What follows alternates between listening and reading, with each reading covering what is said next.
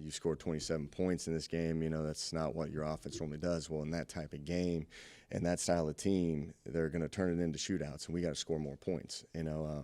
Obviously the defense is going to have to find ways to hold them to field goals, and you can look at that, but like you should have a lot more yards and you should have a lot more points in that game, in that setting, because that's the style of game that Troy plays. They're going to turn it into shootouts, and we're not capable of that right now, obviously. That was similar to what I had to experience with in the Big 12. In the Big 12, you knew when you're playing a team like Oklahoma or Oklahoma State, and you better score, 45 points if you want to win that game. And you look at the end of the day, I thought we had a lot of mistakes, a lot of penalties. I don't think they had very many penalties. We had a lot of holdings, some PIs, just some things that kind of hurt us and put us behind the chains. So I'd say overall we were sloppy with penalties. Got to eliminate the explosive play. We still got to understand momentum swings, and when we get into shootouts, we got to be able to respond. That's the style of play. I want to thank these seniors. You got 22 of them. Been through a lot. There's a lot of ups and downs in that locker room, but I think that group of kids is strong. They're resilient. Just hate to see the look in their eyes right now, but they won 3 games here at Wacker Field, and it's something that when we look back there, we're going to end up saying that they built something special. But wish we could do something different. Wish we would have had a good win for them, but just want to thank them for the time here. Now we still got 2 more games to go fight. That's the whole thing. There's a lot of down heads in there. Last time they're going to strap it up in Bobcat Stadium, but now it's the time to go and fight an App State team and try to end this. Make some memories out there and try to win some games.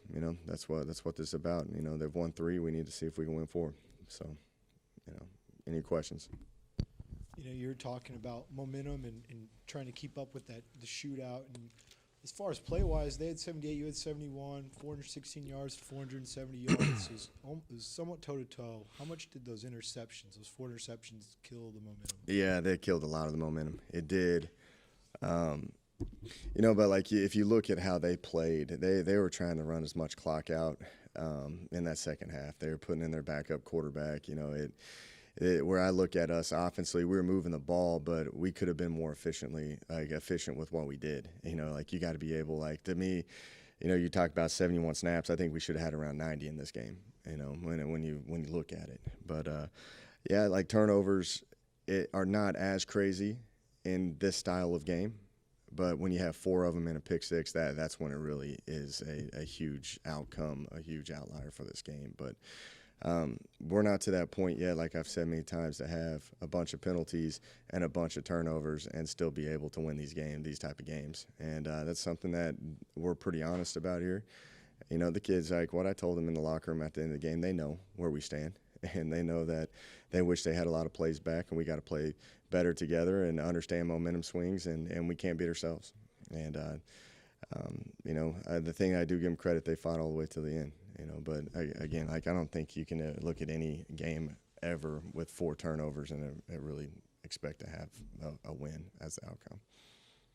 Caleb Barker on the other side, career high in touchdowns, pretty good game. He's pretty good. How would you assess his performance, his quarterback position? I knew he was really good going into it. I enjoyed it. I'm a big fan of quarterback play, so I enjoyed watching him play. He's just a veteran. He knows where to go with the football. We had some great coverages at times, and he was sitting there putting it in there, which is difficult to do, especially down the field, stepping up in the pocket at times. We got him to move, and the guy still delivers an accurate football. I have a ton of respect for that kid and what Coach Lindsley does offensively, because they're on the same page. They know he knows where to go with the football, and you can see like a lot of those big time plays happened on critical downs. I think they scored on 3 third downs, and I think they're longer situations or goal line situations as well. So that's a really good player. He's pretty much got my vote for the best one in the conference. Overall, how would you rate your defense's performance today? I thought that wasn't what they're the standard of play that they have.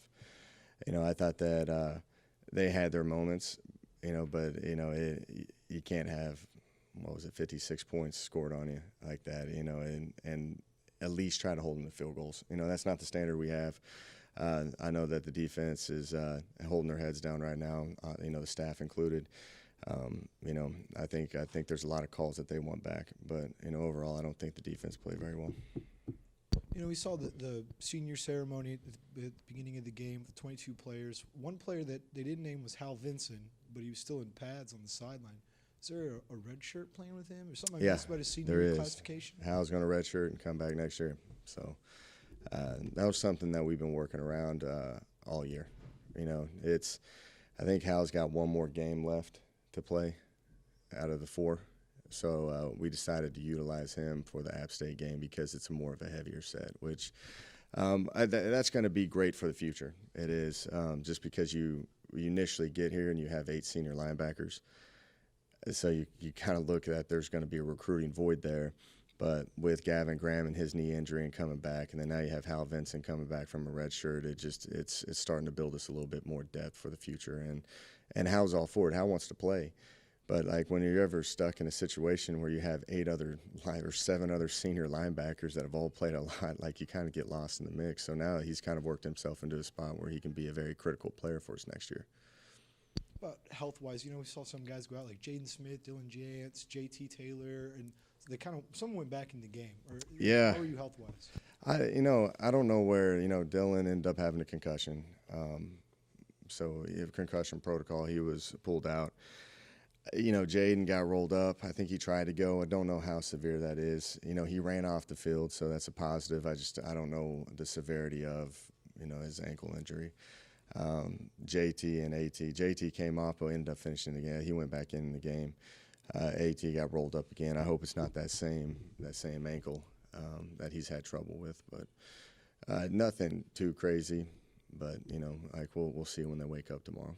Yeah, and you had some guys return. We saw Hiltz out there. We saw Twyford come back. Is Shareed still out? And which guys are still out that you held back today? K-Dot's out.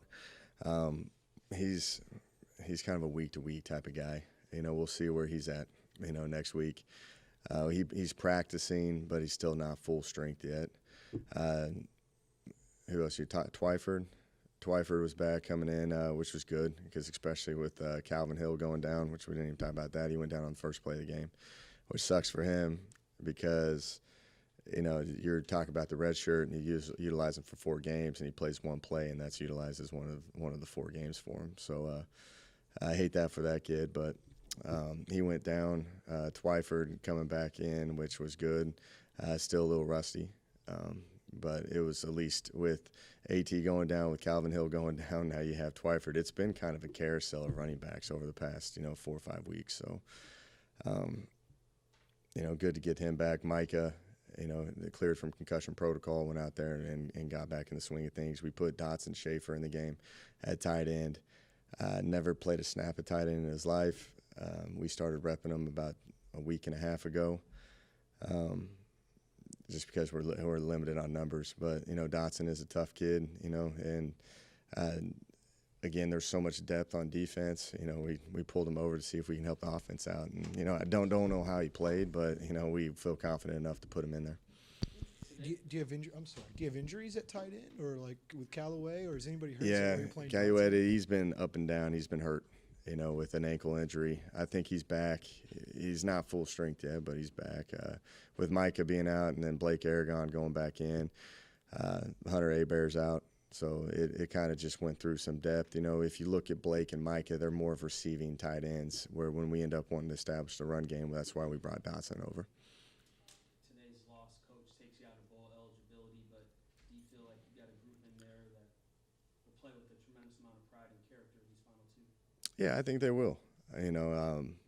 The thing about us, we're going to find the guys that want to go out there and play.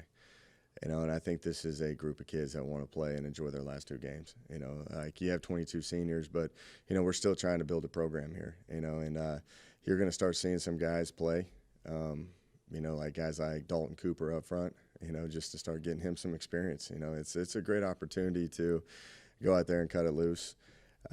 And develop for the future and still just play some guys out there. I think every senior got in the game tonight. There's times where we were punting in certain situations to get some of these seniors in, to get them some reps at Bobcat Stadium on their last game. So But I think these kids are going to go out there and fight. I really do. I've never questioned that one time about these kids and the effort that they play with. And, they'll go out there and have some fun, I believe, But we're still going to keep working on building the program. And this is a critical time where we can play, guys that are going to end up being important, key role guys for us next year. And is there a message or something that the guys coming back can learn about today, the importance of senior day? Obviously, it wasn't a sold-out crowd, but the message would be, these home games are important. In November, we want them to be meaningful games. We want this place packed. So in the future, we need, as part of building this thing, let's learn from this and take this and say, hey, we want butts in the seats, and we're going to make this thing work because they believe in you. Exactly. And I think that this university knows and the fan base knows where we stand and like how hard we're going to work here. And because I do believe this place is going to take off. I do. And, I think that, the more support, the more people that come to games, the more the energy, the more excitement, it's going to help with recruiting. It's going to help with where we're at.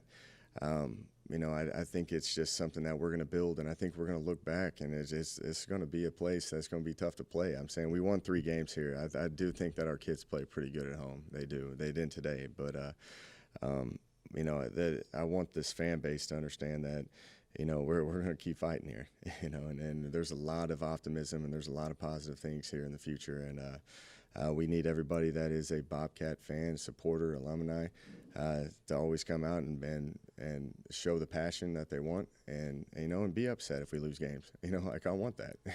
But understand that these kids are going to keep fighting, and we're going to keep fighting, and we're going to keep building this and until this thing takes off.